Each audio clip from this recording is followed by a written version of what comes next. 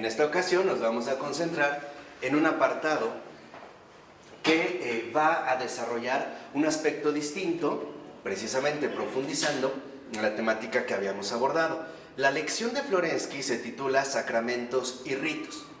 Y entre estos sacramentos y ritos, lo que va a establecer Florensky, o en lo que va a profundizar, es en la relación que hay entre el culto y la antropología.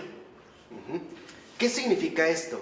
Que para Florensky, en pocas palabras, el culto va a objetivar la realidad humana. O sea, el culto es hacer objetivo lo que es subjetivo. Ese es el culto, o sea, es la objetivación de la realidad humana. Y este es su vínculo con la antropología. Y van a ver las profundas conclusiones, tan sorprendentes como siempre, a la que nos va a ir conduciendo Florensky. Entonces, el culto es la objetivación, ¿no?, de la realidad humana. O sea, es hacer externo lo interno del hombre. En este sentido, ya nosotros podemos empezar a intuir varias cosas. La primera, el culto es la liberación de las estrecheces humanas.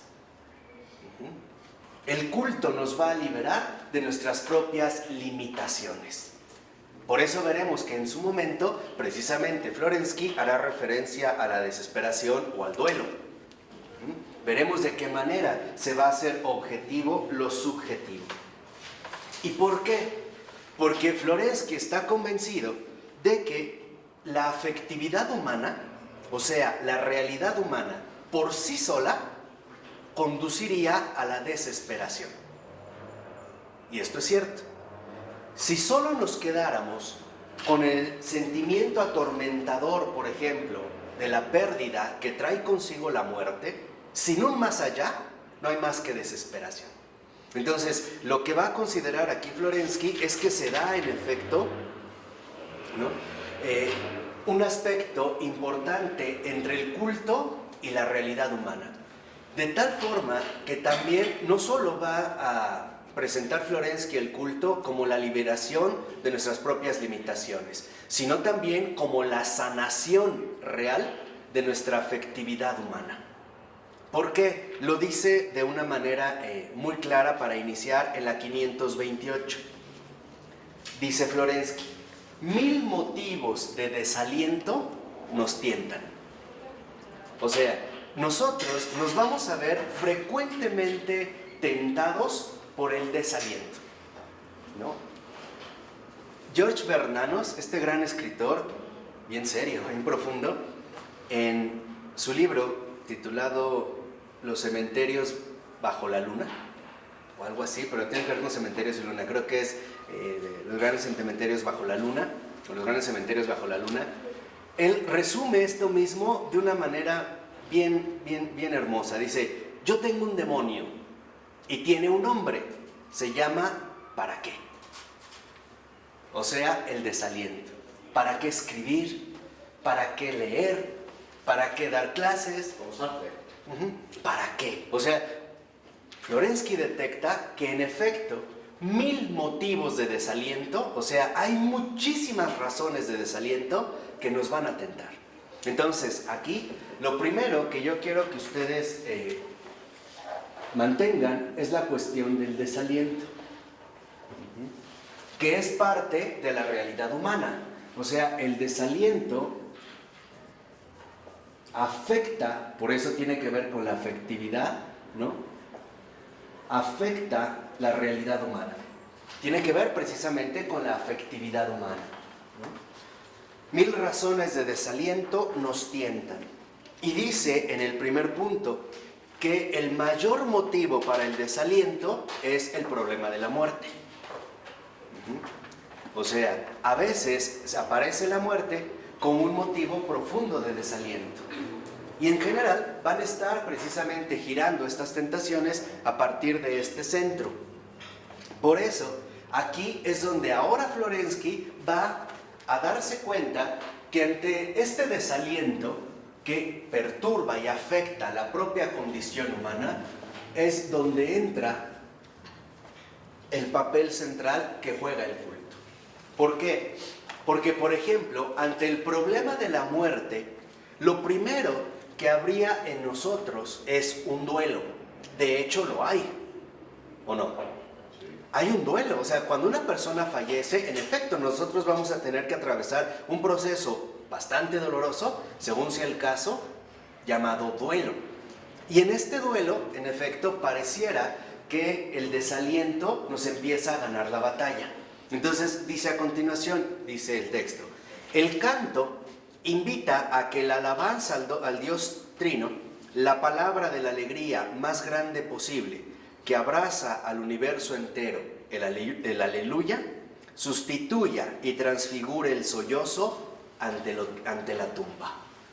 Entonces, ¿qué es lo que hace precisamente el culto?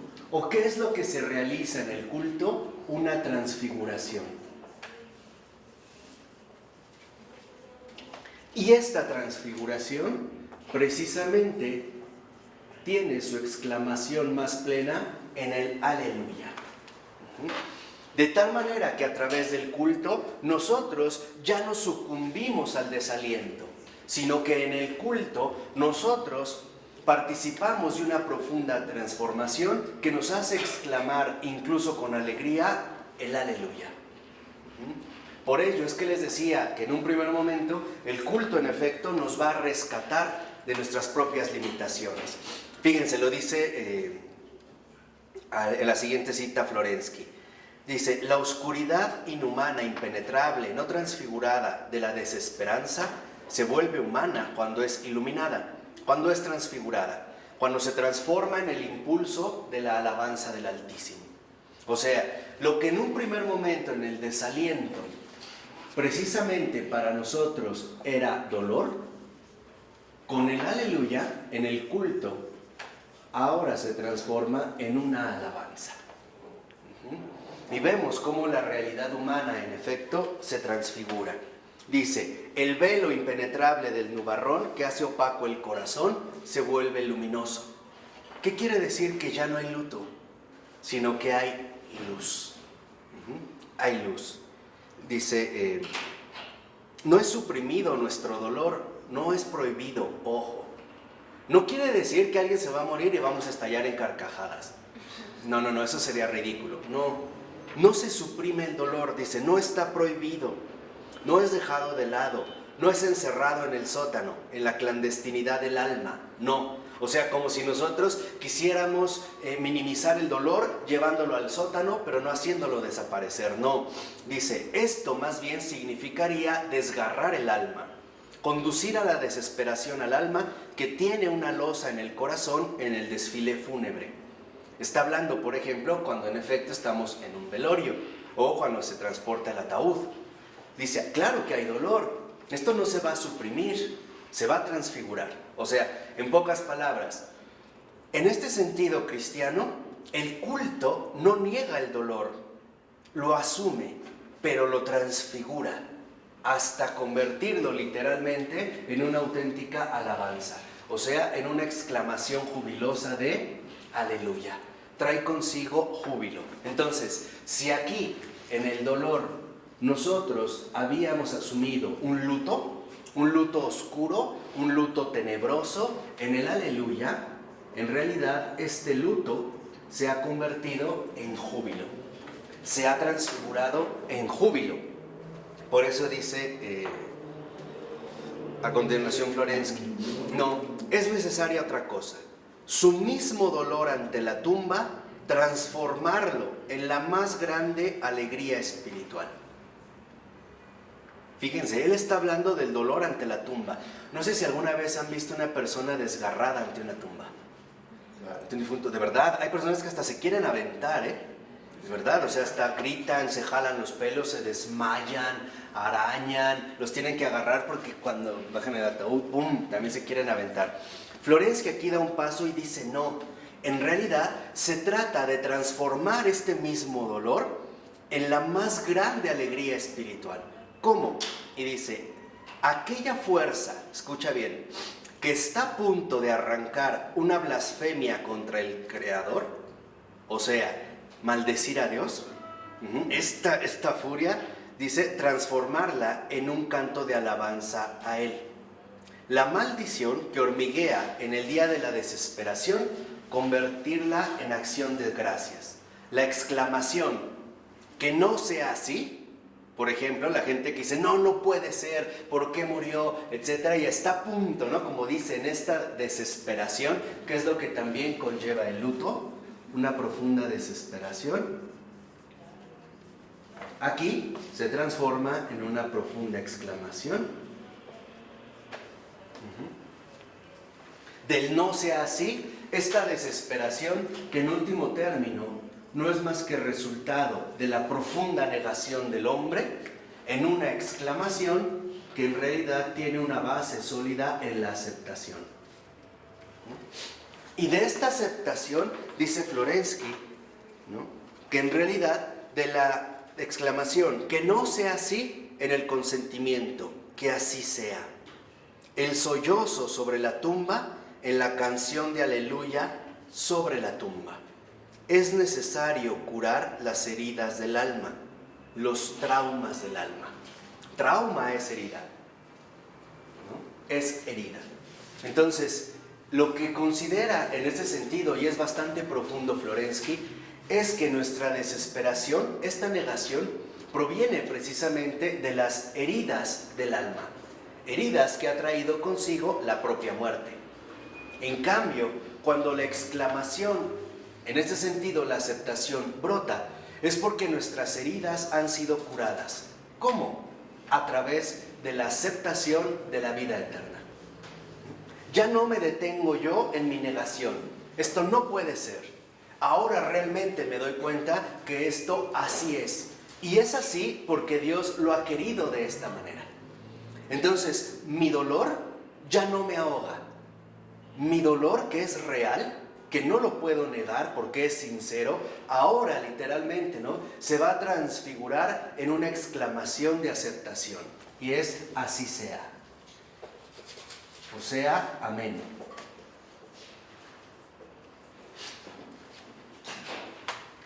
¿Qué quiere decir?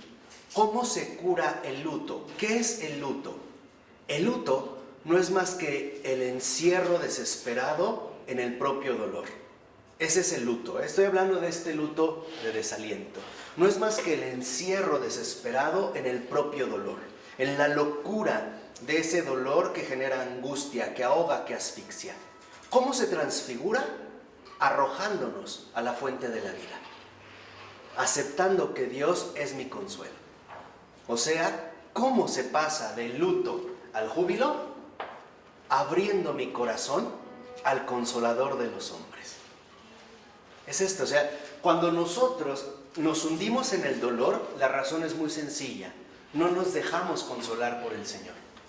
No dejamos que este así sea, amén. No brota, y esto es fundamental, no brota de mí. No es una resignación forzada. Sí, está bien y lo acepto hasta de mala gana, ¿no? O sea, así tenían que ser las cosas, pero hay amargura. No, el amén no viene de mí. El amén viene de la vida eterna. Es la vida eterna la que literalmente me da la base sólida para poder realizar una acción así. De tal forma que este amén solamente es posible desde la vida eterna. Por eso es que nosotros habíamos insistido, ¿no?, en la sesión anterior, justamente en la importancia tan fundamental que tiene la objetividad. Y aguas con esto, porque a veces suponemos que en efecto el cristiano tendría que hacer una especie de renuncia forzada a su propia condición humana y aceptar la muerte de mala gana. No. La muerte sí en efecto es una herida y es una herida grave. Pero la muerte solo se puede curar con la intervención de la vida eterna. Esto es lo que va a hacer la gran diferencia entre los hombres que viven su fe coherentemente y los hombres que niegan el don de la fe. Para un hombre que niegue el don de la fe, la muerte es o algo inexplicable, o algo atemorizante, o algo catastrófico, incluso algo odioso, hacia lo cual justamente habría que rebelarse.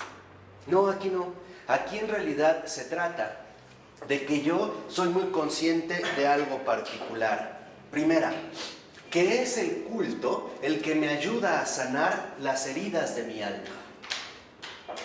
¿Cuáles son estas heridas del alma? La incapacidad que muchas veces manifestamos para reconocer que hay una vida eterna y que hay justamente un Dios que es bueno y que no solo es bueno, sino que es muy bueno. Por eso dice al iniciar el otro párrafo, curar el alma es precisamente la tarea del culto. Esa es la tarea del culto, curar el alma. Entonces, el culto nos ayuda, en pocas palabras, a ingresar en la dimensión profunda de la verdad. En el culto se nos recuerda, por así decirlo, que la muerte no es lo último. Que la muerte no es literalmente lo que nos impide seguir llevando a cabo una alabanza. No, el culto cura nuestras heridas haciéndonos salir de nosotros mismos y precisamente asumiendo, por ejemplo, la muerte a la luz de la verdad. Reconocer que incluso más allá de la muerte, precisamente está la vida eterna que nos garantiza el descanso de este difunto. Ya no me voy a quedar en mis propios criterios, sino que el culto justamente me va a ir corrigiendo poco a poco para reconocer que en efecto siempre podremos contar con un consuelo, el consuelo de Dios. De tal manera que entonces el culto nos recuerda también, el culto incluso en los difuntos, nos recuerda algo extraordinario. Para Dios nada está perdido. Para Dios nada se ha perdido. En este caso, y es un buen punto, aquí estamos hablando, digamos, de la labor que realiza el culto. ¿Por qué? Porque el culto lo que hace es recordarnos lo principal. La verdad está en él. De tal forma que si, por ejemplo, yo incluso conociera o me atreviera a afirmar que una persona murió en estado de condenación y es real, no por ello me voy a quedar encerrado en mi propio criterio, sino que el culto me hace precisamente abalanzarme hacia el que es infinitamente misericordioso. Eso es lo que cura las heridas del alma. O sea, la herida del alma no son otra cosa más que la negación de Dios en la vida. Esas son las heridas del alma. Las heridas del alma que precisamente nosotros hemos contraído por el pecado, ya lo vimos en su momento, pero también estas heridas del alma se infectan e incluso se vuelven bastante pestilentes cuando nosotros negamos a Dios en la vida. Estas heridas en realidad se hacen espantosas, ¿no? Es como una herida mal cuidada que después se infecta, ¿no? Y empieza a hacer una labor de descomposición. No, el culto a lo que nos va a dirigir es que precisamente la verdad está en él, no en el hombre, sino en él. Nosotros podríamos, les decía, en un caso hipotético, pensar en una persona, en efecto, cuya vida nos haría plantearnos serias dudas acerca de su salvación e incluso tal vez arriesgarnos a hablar de una posible condenación. Bueno, pero esto nos llevaría nuevamente a la fuente del desaliento. ¿Por qué? Porque estaríamos asumiendo nuestros propios criterios, según la manera que yo tendría para evaluar esta vida. A lo que nos lleva Florensky es que en efecto el desaliento proviene de la propia afectividad humana, ¿no?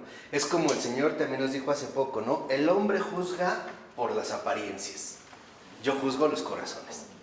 O sea, tal vez nosotros estamos juzgando por algo que vemos y que es real, es evidente, pero tal vez Dios está viendo en el fondo otra cosa, que para nosotros en algún sentido pasó desapercibido. Es lo que yo una vez les dije precisamente de... ¿alguien se acuerda del autor que les dije que era el estercolero? El que había escrito el estercolero. Este autor ruso, ¿no? Era Alexander Kuprin, ¿no? Les había dicho, ya lo estoy confundiendo yo, pero es lo que les decía, o sea, el hecho de que nosotros no nos desalentemos jamás. No incurramos jamás en el desaliento. ¿Por qué? Porque si nosotros incurrimos en el desaliento, precisamente a partir de nuestra afectividad humana, nos estamos saliendo de la curación que nos está compartiendo el culto. El reconocer que la verdad está en él cura el alma. ¿De qué la cura? ¿Cuál es, dijimos, la herida más peligrosa para un alma? La cura del desaliento. Esto es lo que hace precisamente el culto. Es decir, no te quedes en tus propios criterios, ni te apegues únicamente a tu propia afectividad. La verdad está en él. Y por eso es que nosotros alabamos y exclamamos un aleluya lleno de júbilo por él y hacia él. Aunque nosotros, les decía, reconociéramos en algún momento que una persona murió en un estado grave o en un estado de profunda, vamos a decirlo así, condenación, no por ello nuestro desaliento nos va a vencer, sino que en el culto nos hace incluso pasar del luto al júbilo, del dolor al aleluya. De tal manera entonces que dice en la 529, en el tercer renglón, dice Florensky, negar el afecto, o sea, el sufrimiento o el dolor, ¿no? Dice, ¿con qué derecho?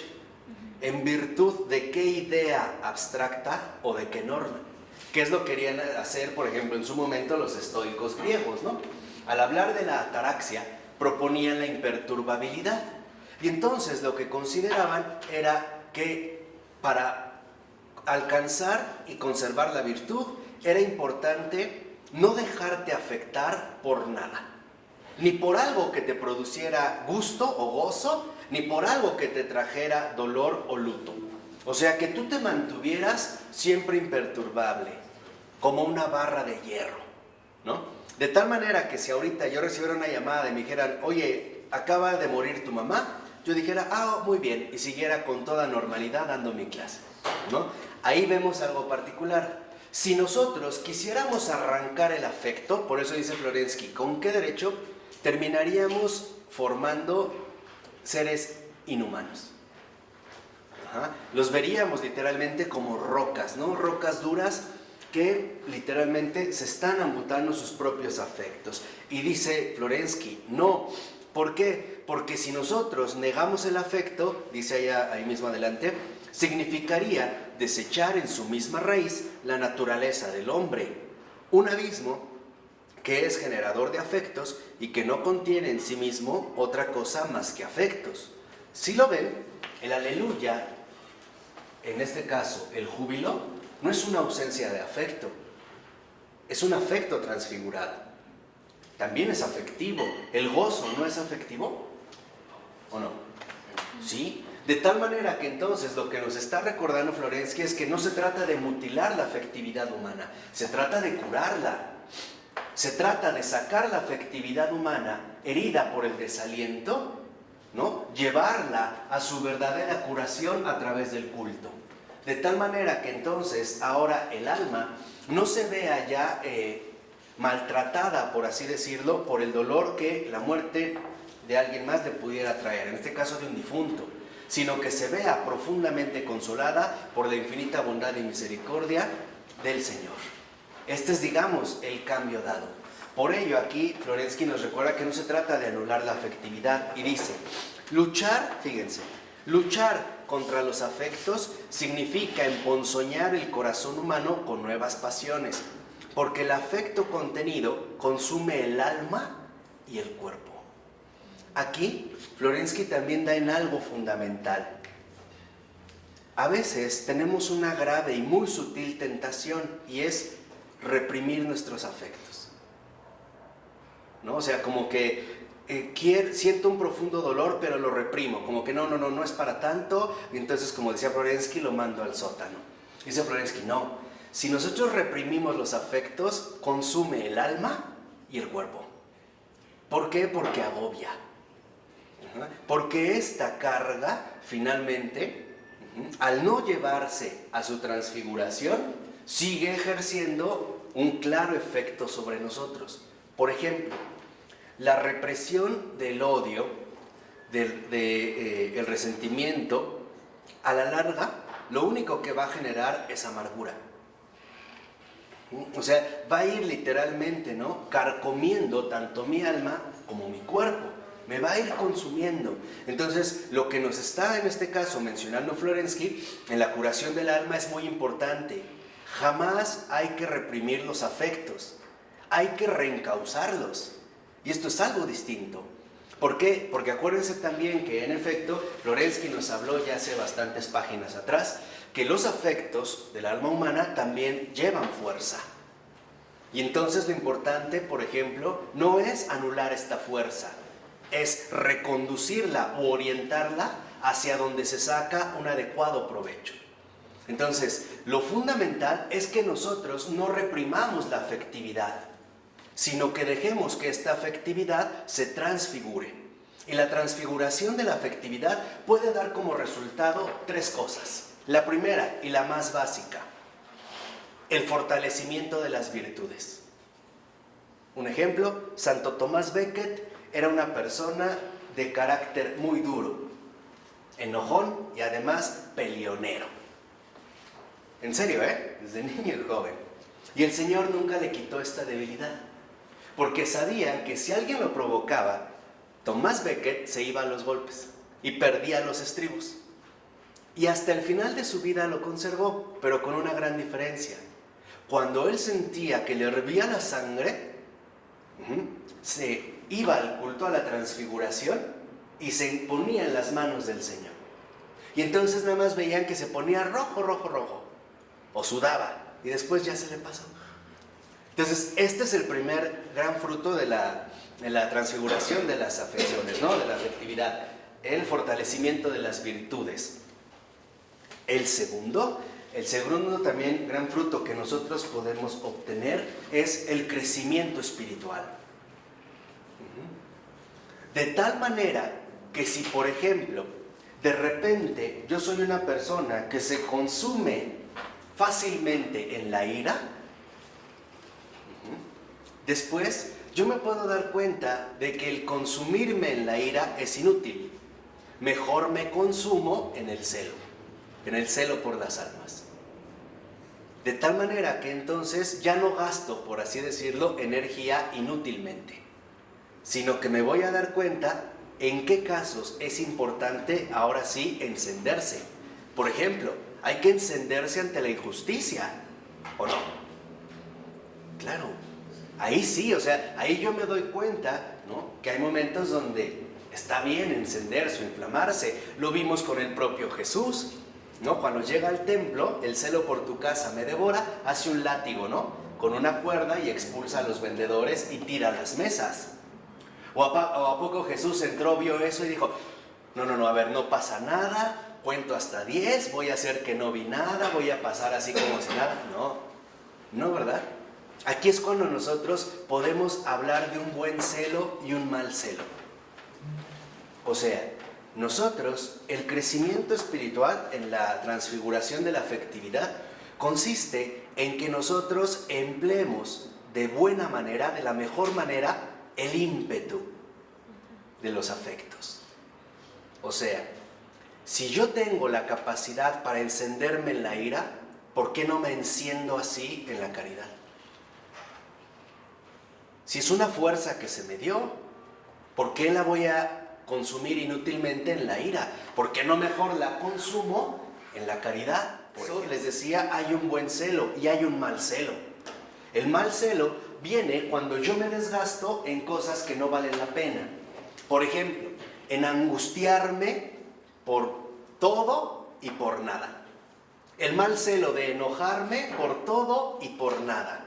El mal celo de preocuparme por cosas que en realidad no tienen fundamento. No. El buen celo, por su parte, también es un ímpetu, es una fuerza, pero se enciende, por ejemplo, ante la injusticia, se enciende ante la mentira, se enciende ante el engaño, se enciende ante la blasfemia, se enciende, en pocas palabras, ante el abuso del prójimo, se enciende en el amor ante la ofensa a Dios. Ese sí es un buen celo, si no, no tendríamos combustible para poder reaccionar de manera adecuada. Ahora sí. No será como Jesús cuando tira del templo las... Es lo que les dije ahorita. Es que estaba checando el mensaje. Esto es lo que les acabo de decir. Que les decía que Jesús entra al templo y no dice, a ver, no, voy a hacer que no pasó nada, cuento hasta 10, a ver, cierro los ojos, no, me estoy encendiendo, no, Jesús, tranquilo, Dalai, tranquilo, no. Jesús ahí precisamente nos muestra que en efecto, y en este sentido, este celo, ¿no? El celo por tu casa me devora, es manifestar que no debemos reprimir la afectividad, simplemente ordenarla. Y eso es lo que hace el culto. Es cuando se ordena la afectividad, se transfigura. ¿Por qué? Porque en el culto se cura el alma. De tal manera que si alguien, por ejemplo, fíjate, si a alguien el Señor le dio el don de tener un carácter firme, pues que lo emplee en cosas buenas. No en maltratar a los demás, por ejemplo. Si el Señor a alguien le dio incluso una salud inquebrantable, que se enferma poco, pues que emplee bien su salud en cosas benéficas para todos, no en estar haciendo cosas que en realidad no le convienen, ¿no? Esta es, digamos, precisamente la transfiguración. O sea, no necesitamos nosotros anular o reprimir la afectividad, simplemente ordenarla. Por eso les decía que es tan importante esta comprensión profunda de la afectividad. ¿Por qué? Porque lo que está de por medio es la propia realidad humana. Nosotros también lo vimos con el propio Jesús. Cuando llega con Lázaro, y del Evangelio dice, y Jesús lloró. O sea, no es un simulacro. En efecto, también ha compartido esta afectividad humana. Pero después levantó los ojos al cielo y oró. Eso es lo que les decía. O sea, salir nos enseña que la afectividad humana, en pocas palabras, para que sane, debe estar orientada al 100% a Él, porque en Él es donde radica la verdad. Ahí nos está enseñando Jesús. No se reprime, sino que en realidad orienta, toda la afectividad. Entonces, lo importante es que nuestra afectividad humana sea transfigurada. Y esta transfiguración precisamente se lleva a cabo en el culto. Les decía, Jesús sabe, ¿no?, que lo llevan donde está Lázaro muerto y llora. Pues esa es la actividad humana y vemos que es verdadero hombre, pero eleva sus ojos al cielo, o sea, levanta el corazón y nos dirige toda la afectividad de tal manera que no nos dejáramos llevar justo por el qué. Y es más, todavía aquí el Evangelio nos da una lección mucho más profunda. Ya era el cuarto día. Acuérdense que en el contexto en el cual se encuentran, en primer lugar, el Sheol, el tiradero, la muerte total aparece al tercer día, porque era cuando comenzaba ya la putrefacción, en cuanto tal. Lázaro, ¿cuántos días llevaba? 4. O sea, aquí Jesús todavía nos muestra que en efecto podríamos nosotros estar todavía a lo mejor más hundidos en el ¿qué? En el desaliento. Y el Señor nos enseña que no, que si nosotros nos quedamos viendo a la muerte cara a cara, en efecto nos va a doblegar. Por eso Jesús dice, ¿no?, en el Evangelio, y lloró. Después elevó sus ojos al cielo e imploró, oró. O sea, nos muestra que la transfiguración de nuestra afectividad consiste en que nosotros salgamos de nosotros mismos para buscar la cura del alma. O sea, en pocas palabras, en este sentido, dirigirnos a quien realmente nos puede curar y sanar. El mayor riesgo que tenemos con la afectividad es dejar que nos asfixie y no enderezarla. Por ejemplo, ¿por qué de repente te puedes poner tan prendido, tan encendido, porque alguien no te llevó el salero? Pero ¿por qué ves que alguien comete una injusticia con otra persona y no te pasa nada?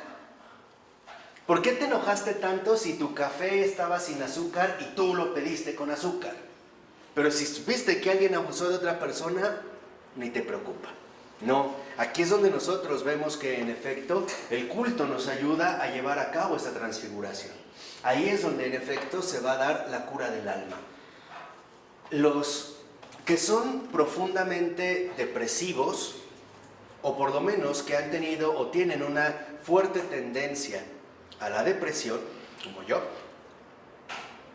es porque nos quedamos en la propia tristeza. El mayor peligro en la tristeza es no salir de ella. Ese es el mayor peligro.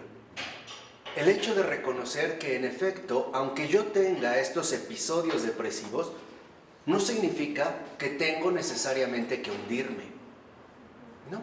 Significa que estoy atravesando una parte, ¿no?, de mi afectividad que a lo mejor se vio desordenada o lastimada o herida, qué sé yo, pero que se puede curar si ya no me dejo hundir en mi propia afectividad. De tal manera que entonces yo siempre la transfigure a través de mi reorientación a Él. Lo mismo pasa con los estados afectivos fervorosos, cuidado, porque a veces cuando nosotros sentimos un enorme fervor, nos sentimos de inmediato con la fuerza suficiente para emprender grandes obras o hacemos promesas, pero después pasa el fervor y no cumplimos. No, cuidado, ¿no? Cuidado con lo que realmente nosotros estamos llevando a cabo, con la afectividad. De tal manera que entonces esta transfiguración, esta alabanza, esta cura del alma, en efecto depende de la serenidad que Dios nos aporta. Y esto es muy importante.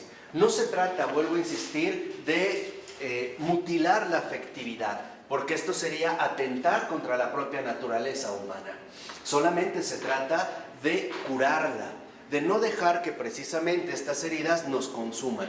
Lo dice muy bien ahí mismo adelante Florensky, que si la operación tuviera éxito, o sea, amputar la afectividad, supondría castrar y matar la humanidad, privándola de su vitalidad, de sus fuerzas y finalmente también de la misma vida. Una persona, un niño, que por ejemplo dice, yo ya no quiero sentir nada, a mí ya no me interesa nada, yo ya no voy ni a llorar, ni a sufrir, ni a reír, está a un paso de la muerte. ¿Por qué? Porque amputa literalmente la raíz misma de la vida, que es la afectividad.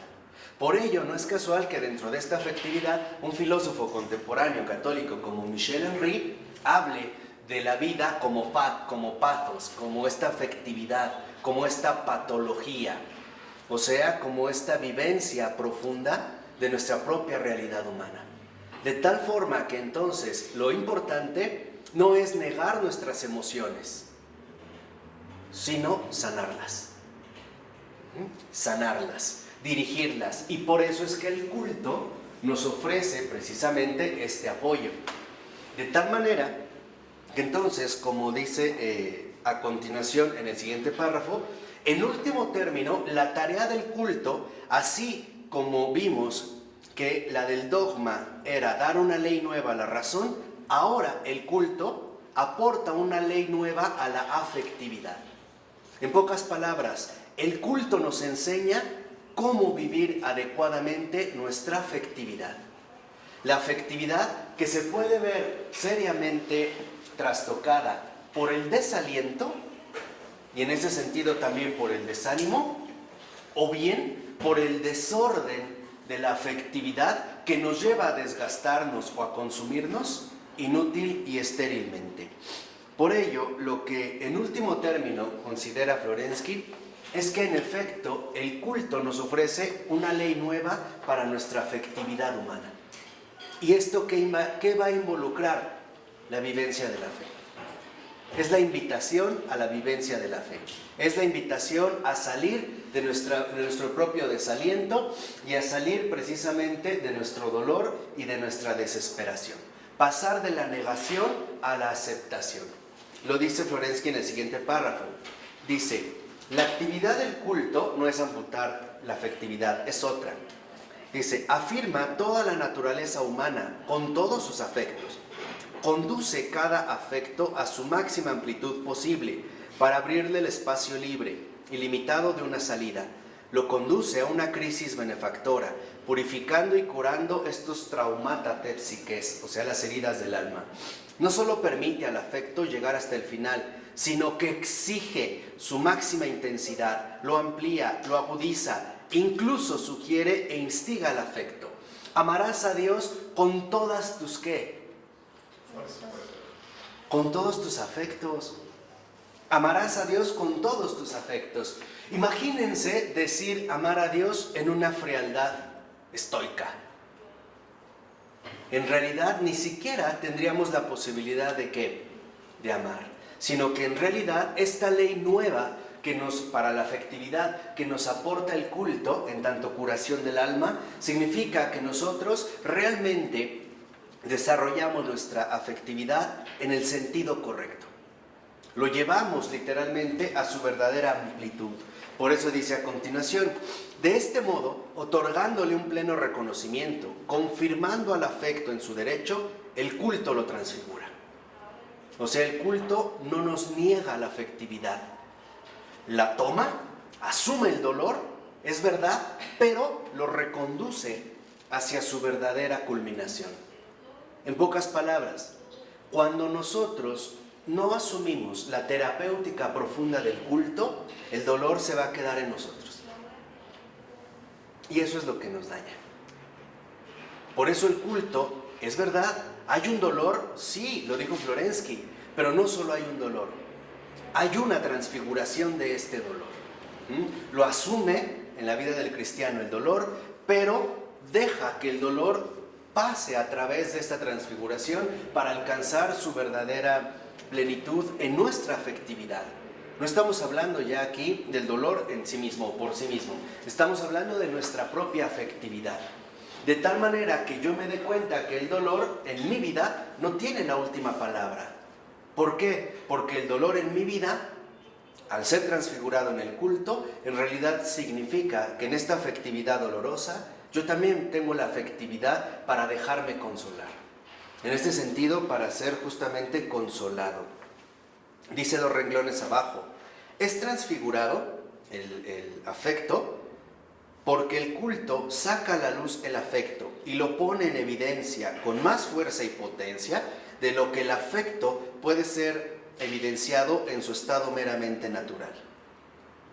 O sea, en el culto nosotros realmente potencializamos nuestra afectividad y nos vamos a dar cuenta que en último término la verdadera potencia, fuerza de nuestra afectividad no viene del dolor, sino que viene de la vida eterna.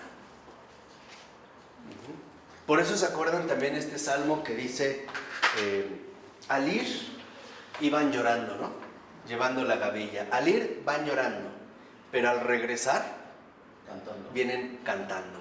Vienen en esta alabanza gozosa de él, aleluya. Es como decir, al ir, al atravesar las múltiples tentaciones del desaliento, van llorando, pero al regresar de mí, llegan cantando. Es esto, ¿no? Ese es como el éxodo, el salir de uno mismo, precisamente para no quedarnos hundidos en la desesperación. Y eso es a lo que nos enseña el culto. A reconocer que en efecto estoy sufriendo, pero no solo estoy sufriendo, también sé que mi afectividad se está dirigiendo hacia el Consolador de todos los hombres. Y esto da precisamente esta transfiguración. Por ello, dice Florensky que el culto suprime las prohibiciones. O sea, en el culto no están permitidas las prohibiciones.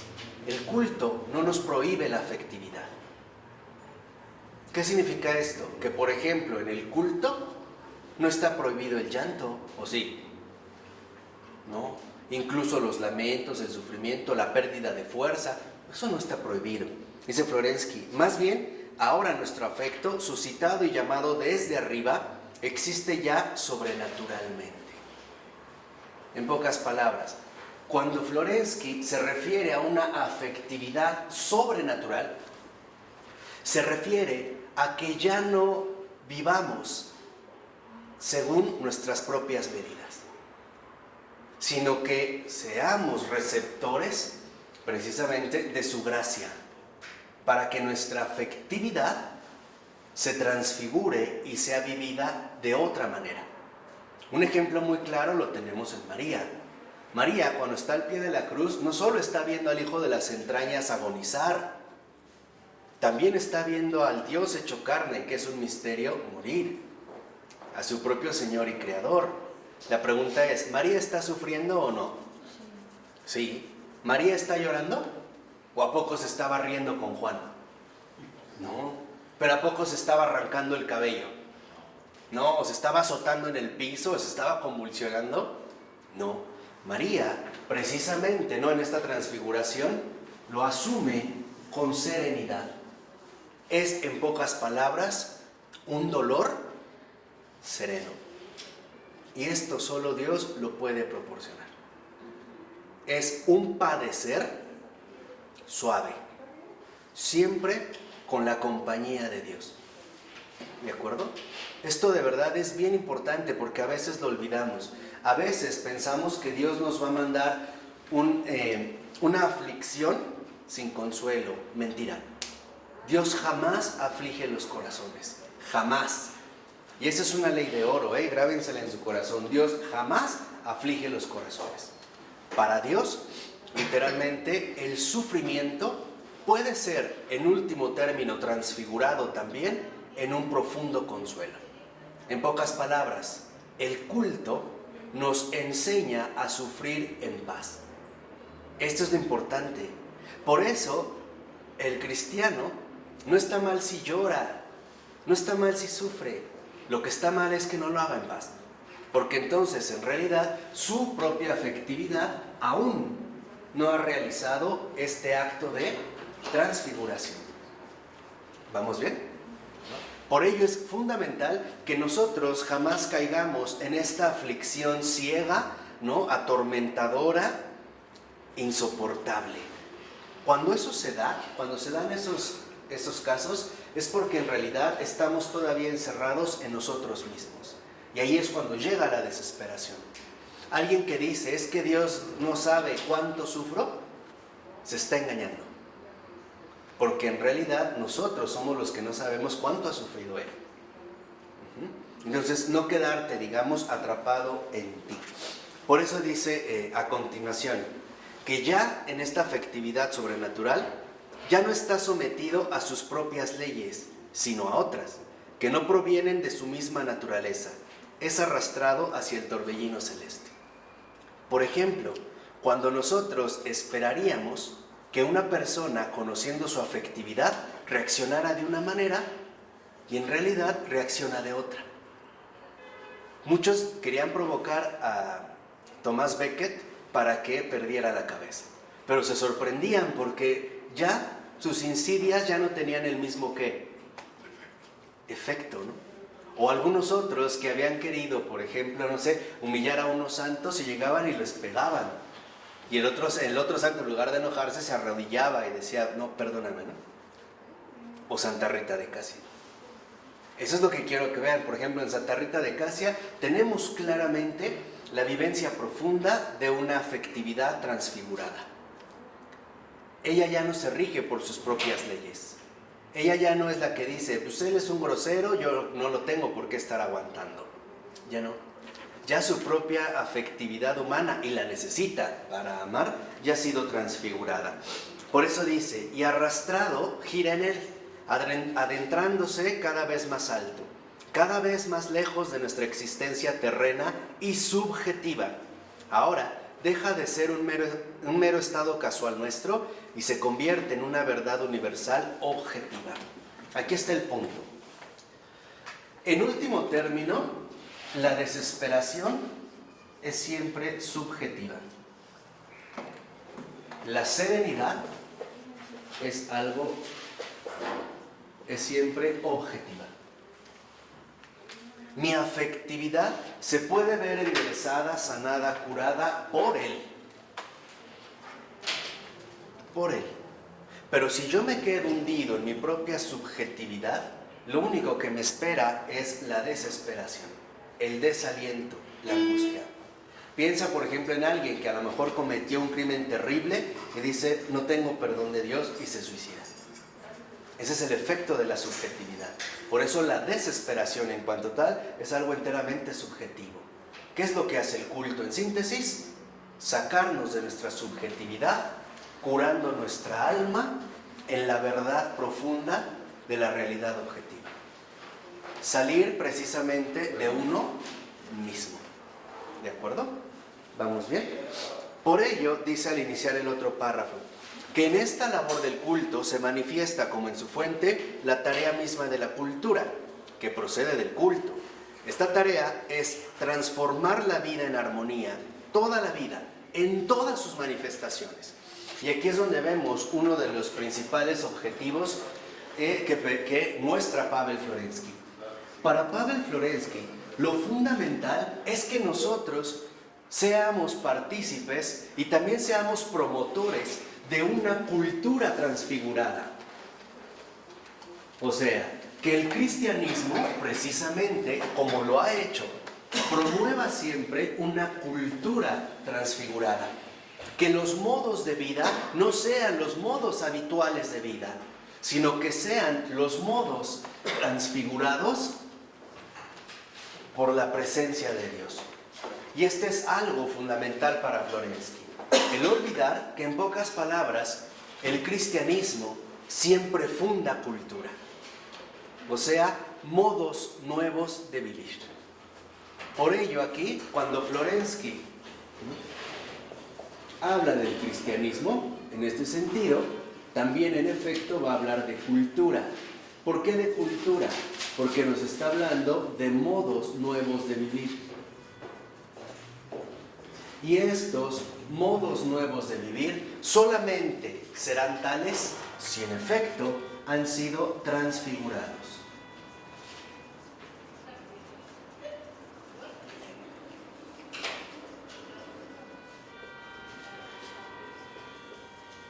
Y el ejemplo más claro lo tenemos en las indicaciones que Dios nos dio. Cuando Jesús dice, al que te golpee la mejilla izquierda, ponle también la derecha, es humanamente imposible. No se puede. Eso solamente se puede alcanzar con la transfiguración de la afectividad humana. Que cuando reciba un golpe, en lugar de reaccionar con coraje, reaccione con humildad e incluso humillándome, es algo que solo Dios puede hacer posible.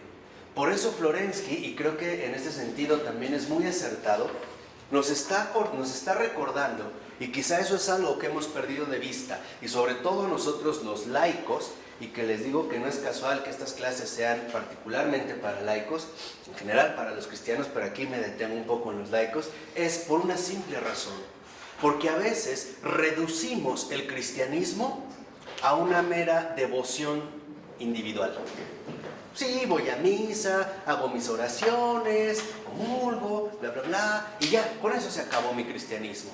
No, el cristianismo en realidad tiene dimensiones cósmicas. ¿En qué sentido cósmicas? En el hecho de que involucra al universo entero en su propio transcurrir histórico. De tal manera que entonces el cristiano es un gran fomentador de cultura, o sea, de modos nuevos de vivir. Por ejemplo, la cultura cristiana de la esperanza, en lugar de la cultura no cristiana de la desesperación. La cultura cristiana de la reconciliación, en lugar de la cultura no cristiana de la lucha y la división. La cultura cristiana de la paz, en lugar de la cultura no cristiana de la guerra, etcétera, etcétera, etcétera. Entonces, cada cristiano está llamado precisamente a aportar algo a esta cultura, formar cultura. Por eso es que yo en un momento les comenté las enormes implicaciones que tiene el hecho de ser cristiano, porque en realidad cada cristiano nos va a indicar y nos va incluso a orientar sobre estos modos nuevos de vivir. Modos nuevos de vivir que en efecto involucran transfiguraciones de la afectividad humana. Y en este sentido podríamos decir, en términos espirituales, ¿qué es la transfiguración de la afectividad humana? Pues la vivencia de la santidad. Por eso las reacciones de los santos a veces nos pueden resultar tan extrañas. Yo he conocido mucha gente que me dice, no, pues Santa Rita de Casia por tonta. Yo no lo hubiera aguantado, Pues no, porque no es algo humano. Es algo ya, como lo dijo muy bien Florensky, es algo ya más bien que sobrenatural. ¿Qué pasa? A ver, ¿la transfiguración de la afectividad humana lleva a la esperanza o la esperanza lleva a la transfiguración de la afectividad humana? La esperanza es la que hace posible la transfiguración de la afectividad humana.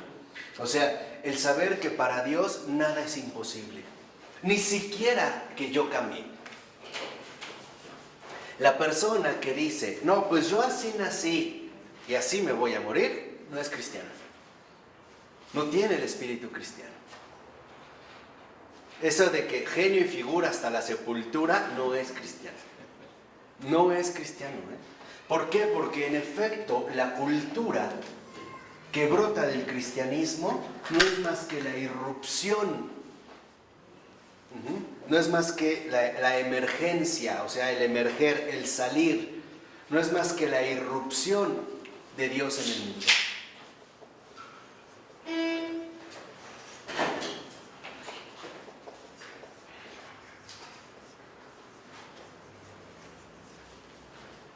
¿Qué quiere decir?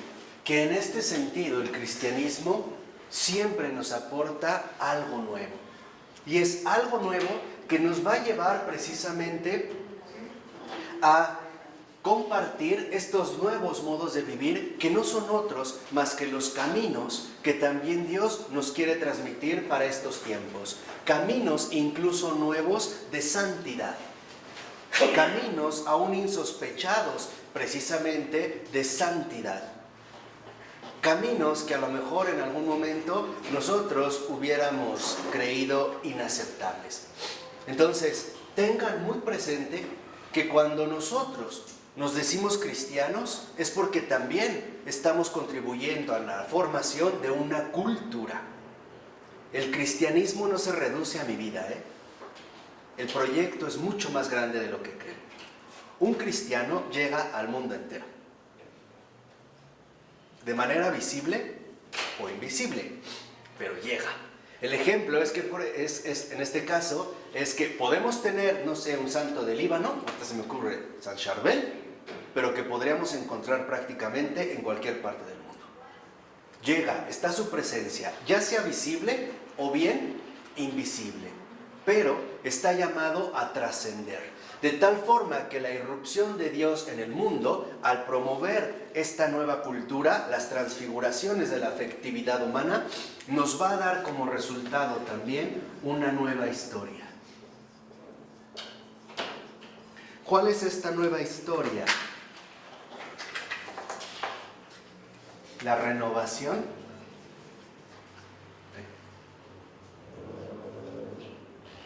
La renovación de la humanidad en su camino a la salvación.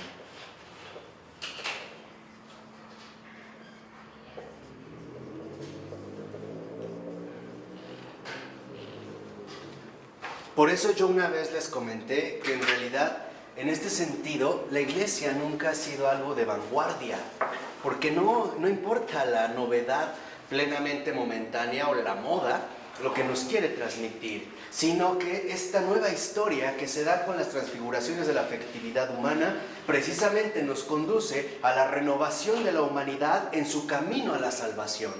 Nos va mostrando, nos va otra vez reorientando, nos va corrigiendo a veces en los desvíos que justamente en este sentido habíamos comenzado a asumir, o habíamos nosotros de cierta manera, ¿no?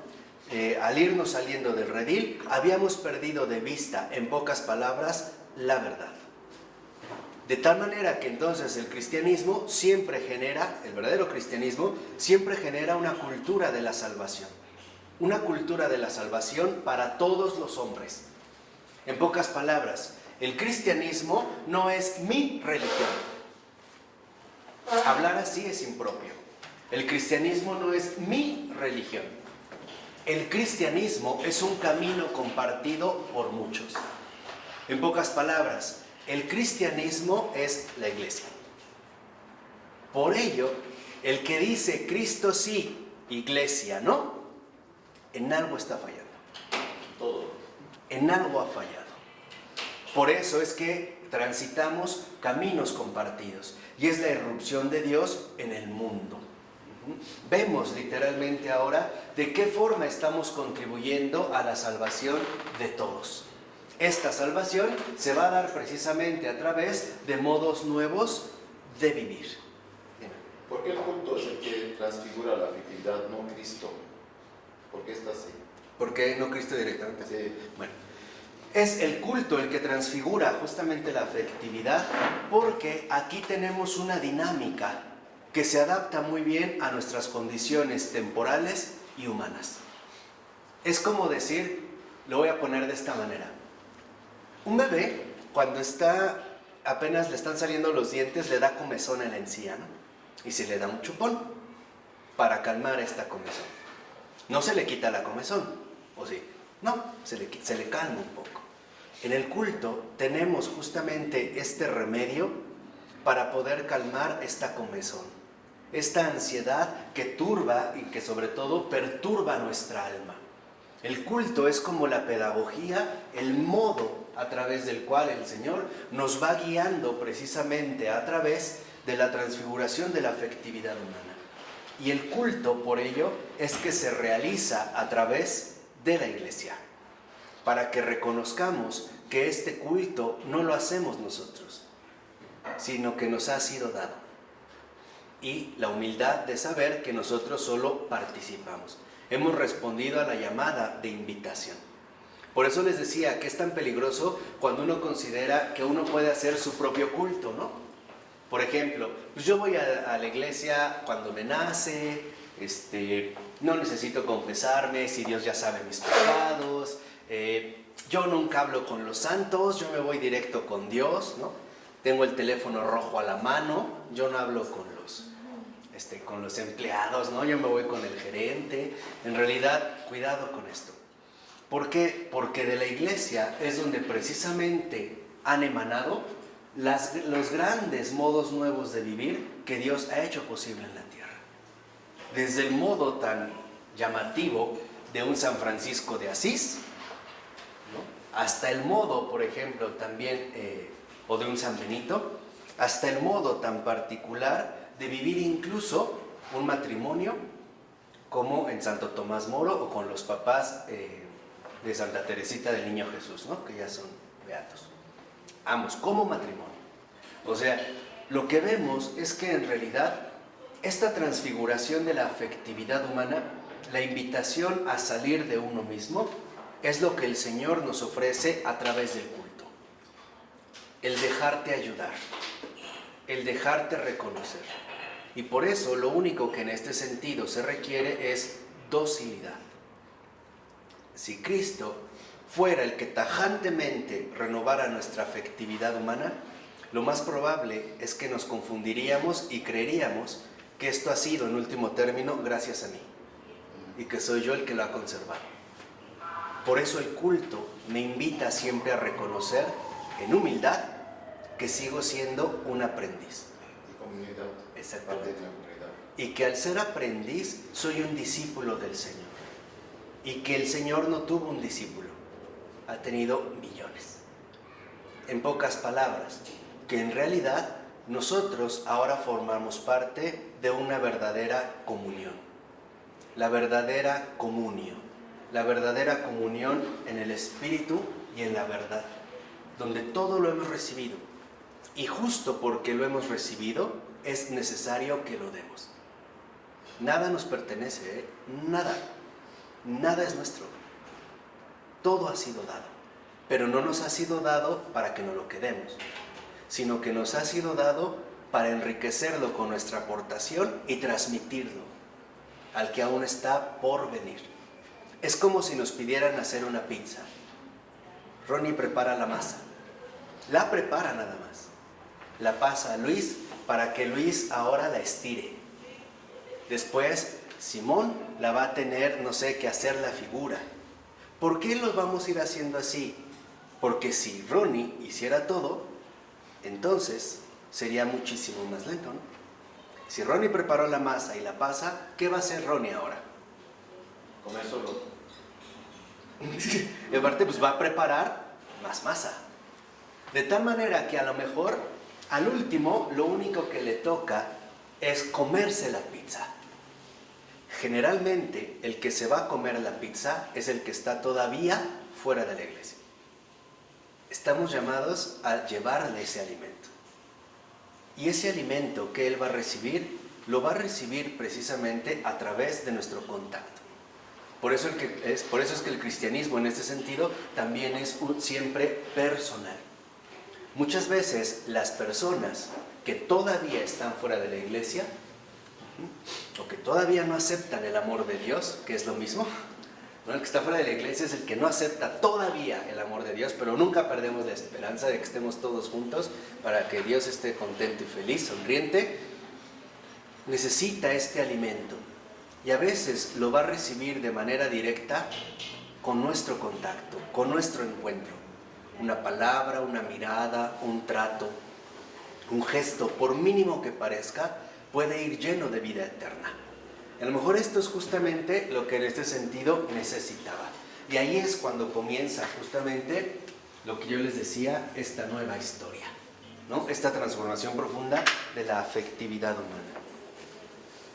Aquí, entonces, lo que vemos, y es justamente, ¿no?, lo que insiste Florensky, es que en realidad, en la 530, ahí donde estamos, más o menos un poquito abajo de la mitad de este párrafo, dice Florensky, el culto da salida a las lágrimas, sugiere estos lamentos concretos que nunca se nos hubiera ocurrido proferir, los más adecuados, propios para cada uno, personales para cada uno, llora con nosotros y por nosotros, expresa aquellas palabras que constituyen aquello mismo que habríamos querido decir, pero que nunca nos hubiéramos atrevido a pronunciar.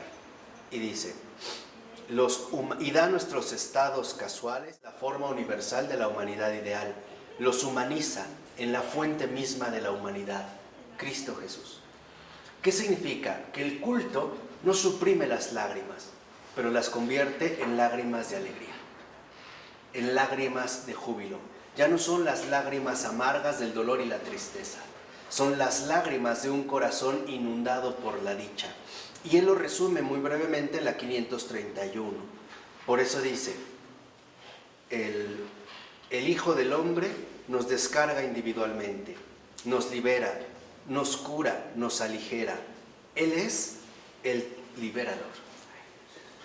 Aquí es cuando vemos, o sea, esta transfiguración que se realiza en el culto es justamente el encuentro con el Señor. Él es el liberador. Y lo dice en el otro párrafo. Esta pena transfigurada, esta afectividad que ha entrado en el seno de la humanidad ideal y se ha objetivado en la verdad, vuelve a la vida para iluminarla. Y dos renglones abajo. Y entonces, iluminada y transparente, no ya personal y subjetiva, sino ontológica y objetiva, no casual, sino preestablecida en la verdad, nuestra pena se convierte en el motor de la vida. Se hace recuerdo de los difuntos, se constituye en la fuente de nuestra humanización. Y no sabemos ya si no hemos recibido más de lo que hemos perdido. En pocas palabras y en síntesis, ¿qué ocurre aquí? Que en esta transfiguración, en este acto concreto de transfiguración que realiza el culto, a nosotros nos conduce a reconocer que en efecto nuestro dolor, nuestra tristeza, nuestro sufrimiento, nuestro padecimiento subjetivo no es el fondo de nuestra vida. Hay algo más hondo que este fondo. Hay una hondura hacia la cual podemos dirigirnos llenos de confianza. Y son las manos extendidas del Padre esperando por nosotros. En pocas palabras, no tenemos por qué ahogarnos en nuestros dolores, sino desahogarlos en Dios mismo. Mientras que el dolor ahoga, Dios desahoga. Entonces, en el culto, en último término, el cristianismo en este sentido, con la irrupción de su culto, nos ha ofrecido precisamente el enorme privilegio de un auténtico desahogo, de un auténtico reposo, de una pena transfigurada. No quiere decir que he dejado de sufrir. Quiere decir, en síntesis, que ahora yo ya no solo tengo una pena, sino que también ahora experimento un profundo desahogo. Y esto me va a llevar a exclamar con serenidad, gracias. Este es, digamos, como el tránsito de la transfiguración. Pasamos, como decía Florensky, casi al borde de la blasfemia, incluso de la blasfemia, a un reconocimiento en paz de la bondad de Dios, de un desahogo. Entonces, si lo vemos en síntesis, en el culto cristiano no se suprime la pena, se consuela al que sufre. No se elimina el dolor, se consuela al adolorido. Por eso es tan importante que reconozcamos que el cristiano es literalmente, en este sentido también, el consuelo de los desdichados. ¿Y por qué va a ser el consuelo de los desdichados? Porque él mismo es un desdichado. Es un desdichado en el sentido de que, de no haber sido por Dios mismo que le aporta su desahogo en el culto, él mismo hubiera muerto de pena. Entonces fíjense la diferencia, y esto es aprender ya a conocer a Dios. Dios no quiere que muramos de pena, morir de pena. Dios quiere que vivamos consolados de esa pena. Dios no quiere que vivamos sin dolor. Dios quiere que nos veamos sorprendidos al darnos cuenta cómo transforma ese dolor en júbilo y en alegría. ¿De acuerdo? Vamos a dejarle hasta aquí. En nombre del Padre, del Hijo y del Espíritu Santo. Amén.